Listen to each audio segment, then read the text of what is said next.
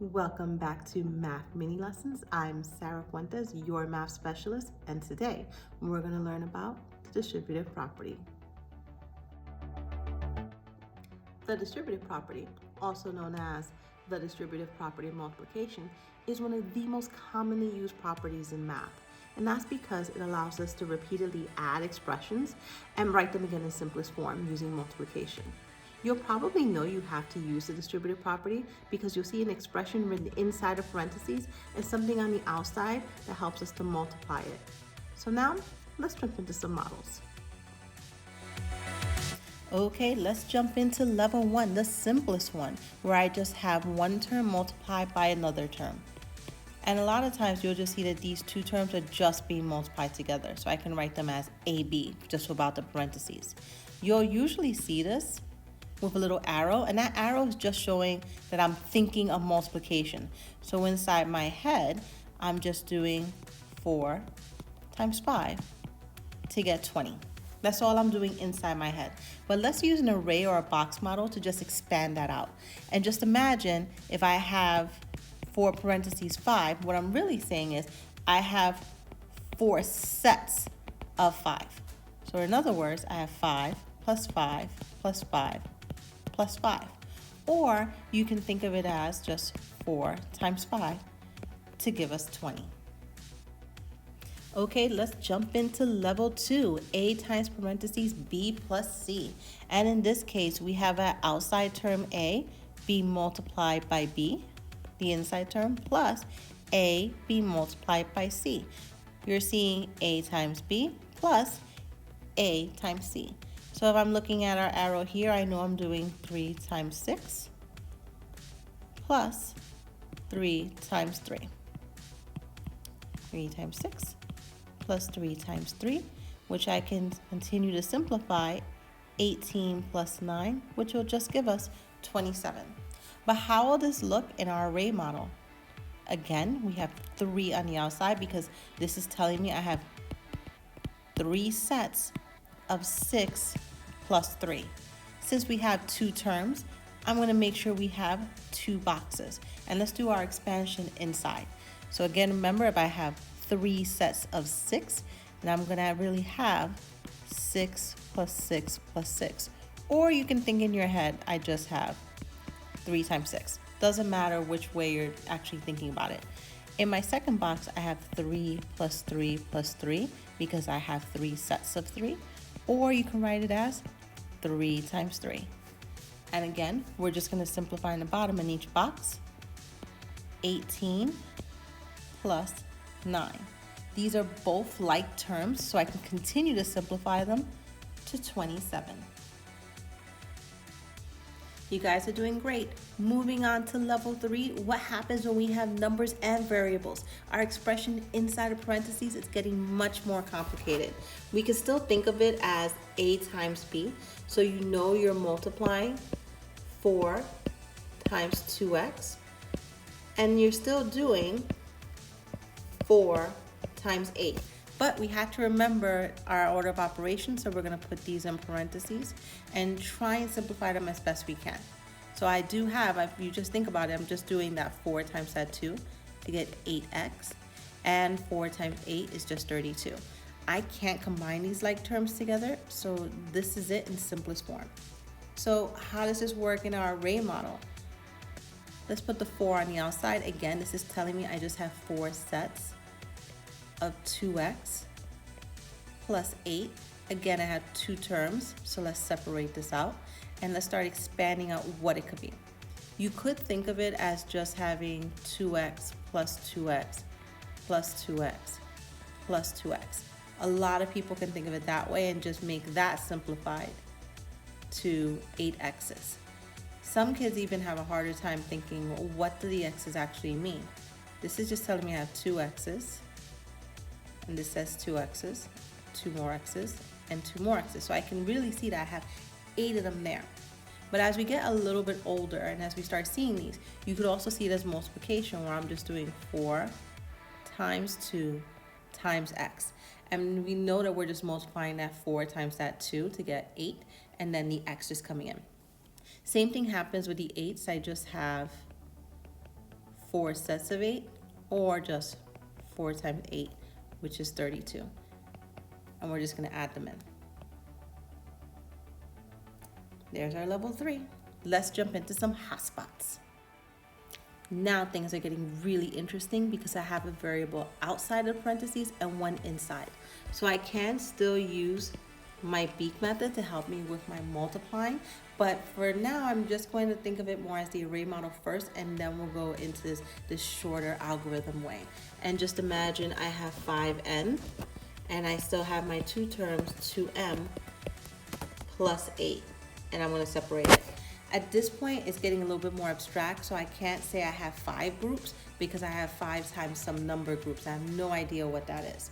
And I want us to start thinking, instead of just doing the repeated adding, that's a little bit harder now because I can't just add 2m 5 times. I have no idea what that n is to represent. So let's start thinking of it in terms of multiplication. And I know I actually have 5n times 2m. And let's expand that out. I have 5 times n times 2 times m. Let's put together our like terms. I know I have 5 times 2. I can multiply those two things together and get 10 times n times m. So I just have 10 n m all together. And we'll do the same thing with the 5. 5n times 8. I know I'm just doing 5n times 8. Let's expand that out. 5 times n times 8. Again, I want to just multiply my whole numbers. 5 times 8 is 40 times n, or 40n. So this will be in simplest terms. I can't combine them because I have an n and an m over here, and I just have an n there. Could I just do it in a faster way? Absolutely. And that's where this other method really comes in handy, because most people just look at these two numbers and go, I'm going to multiply just the 5 and the 2 together and get 10. And then I'm going to think, what is n times m? I have no idea what those numbers are, so I'm just going to put them, n and m. And then we're going to do the same thing on the other side. I'm just going to start multiplying 5 times 8 together, and that's going to be 40, and I know it's going to be multiplied times n. Once you have a good grasp of this, it's really easy just to multiply those parts together. But where I see a lot of kids make mistakes is not knowing what to do with the two variables. It's just I don't know what they are, I can just put them right next to each other. Okay, another interesting hotspot. This time I have a problem where I have the same variable coming in. And a lot of times this is a hotspot because we're multiplying x times x. And some kids aren't sure how to express x times x in simplest form, because that's our goal. We want to make this as simple as possible. So let's just start by looking at it conceptually using our array model. And let's just break this up because I have two terms on the inside. And I know I'm multiplying in this case 4 times x times 2 times y. Let's put our whole numbers next to each other so we know what we're multiplying. And that way we know that's going to simplify to 8 times x times y. 8xy. And in our second one we have 4 times x times 3 times x. So I'm going to put again my 4 and my 3 together because they're like terms, and x times x together. And 4 times 3 gives us 12, and x times x, remember anytime you're repeatedly multiplying the same number, I can express it as x squared. I can use an exponent. So if I had x times x times x times x, I could just write x to the 4th power because I have 4 of them. So remember, we can use that when we have the same term being multiplied or the same variable. Same thing will happen if we're just using our mental math to do this. We already know we're multiplying 4 times 2 together, and that's giving us 8. And we can't multiply our variables, they're different.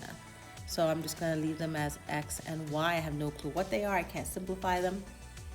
And mentally going to the next one, 4 times 3, that's giving us 12. And we have x times x, so we're going to write that as x squared. Okay, one more hotspot to go. 4x times 2 minus 6y in parentheses. And we're going to start out using our array method first. So I'm going to put my first term on the outside, 4x, and I have 2 minus 6y. And I'm going to separate my box one more time. And remember, we're going to multiply what's inside the box. But I want us to really remember and think, it's not just a negative sign, minus sign. I want to really keep that negative next to that 6 so that it makes more sense. I want that negative sign to carry with the term. That has to stay with the term. But we'll start with the first one, where I have 4 times x times 2. Again, I want my like terms next to each other, so I can get 8 times x or 8x. By now, you're probably just noticing I'm just multiplying my numbers together and putting my variable at the end. So that should be getting quicker for you the more times you do it. And in our second example, I have 4 times x times, now I have to remember this, it's a negative 6. I'm going to put that in parentheses, times y. Now, does that mean if I have a negative sign that the y also has to be negative? No, because then if I did that, I would have a negative number times a negative number, and I would make it positive. So I'm going to keep the negative with the 6 and keep the y positive. And we're going to keep going with the problem, just rewriting it, putting my 4 and my negative 6 next to each other because they're like terms. And then here's my x and my y. And now I can just use what I already know about multiplying. 4 times negative 6 is just going to be a negative 24 times x times y. So I have minus 24 xy. Same thing would happen if you're getting really fast at this and want to use mental math. You can just use this method and in your head think, I'm just doing 4 times 2 to get 8 and have the x. But when I go to this second one, you have to remember that this negative goes with this term. So as you're multiplying 4 times 6, you're really doing 4 times negative 6. Big difference. So 4 times a negative 6 is a negative 24. And then we have just x and y. And we'll put those two together. And a lot of that is mental math, but you'll be able to get the same answer. I hope you found this lesson really helpful on how to use the distributive property and stay clear of all those possible hotspots. If you like this video and want to see more, subscribe to the page. We have new videos twice a week. And if you have questions or thoughts, leave them in the comments section below. I love responding to them. You could also reach me at sarah@mathminilessons.com, or you can find us on Facebook at Math Mini Lessons. Until next time, take care.